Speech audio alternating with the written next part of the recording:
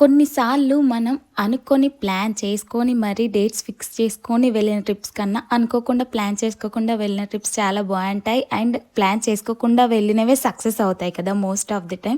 ఇవన్నీ ఎందుకు చెప్తున్నాను అంటే మేము ఎప్పటి నుండో భద్రాచలం వెళ్ళాలి అనుకుంటున్నాము. బట్ వీలవ్వలేక క్యాన్సిల్ అయిందనమాట. బట్ ఇప్పుడు అనుకోకుండా సడన్గా అప్పటికప్పుడు ప్లాన్ చేసుకొని వెళ్ళామన్నమాట. సో అందుకే అంటున్నాను ఈ ట్రిప్ మాది చాలా సక్సెస్ఫుల్ అయ్యింది.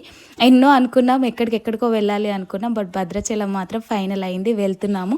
మేమైతే ఇక్కడ ఇంకా ట్రైన్కి స్టార్ట్ అయిపోయామన్నమాట. ట్రైన్ అయితే బడ్జెట్ ఫ్రెండ్లీ నన్ను అడిగితే మాత్రం. మేము పెద్దపల్లి నుండి స్టార్ట్ అయ్యాం, పెద్దపల్లి టు కొత్తగూడెం నుండి భద్రాచలంకి బస్సెస్ ఉంటాయి అండ్ షేర్ ఆటోస్ ఉంటాయి. మేము షేర్ ఆటోలో వెళ్ళామన్నమాట. ఇంకా భద్రాచలంలో హరిత hotel the best hotel budget వైజ్గా ఇంకా దీని వైజ్గా అయినా కూడా. మేము ఇంకా 1 డేలోనే దర్శనం కంప్లీట్ చేసుకొని పాపికొండలకి వెళ్ళాము. ఎర్లీ మార్నింగ్ 4కి లేచి దర్శనం కంప్లీట్ చేసుకొని ఇంకా మళ్ళీ బోటింగ్కి స్టార్ట్ అయిపోయామన్నమాట పాపికొండలకి. చాలా బాగుంది, చాలా బాగా ఎక్స్ప్లోర్ చేసాము. ఇంకా అప్కమింగ్ బ్లాగ్స్లో నేను దర్శనం అండ్ పాపికొండలది అప్లోడ్ చేస్తాను, చూడండి. హోటల్ దగ్గర నేను ఎక్కువ క్లిప్స్ తీసుకోలేదు, అందుకే నేను ఈ వీడియోలోనే చెప్తున్నాను. ఆ లోపు మీరు నా ఛానల్ని సబ్స్క్రైబ్ చేసుకోండి.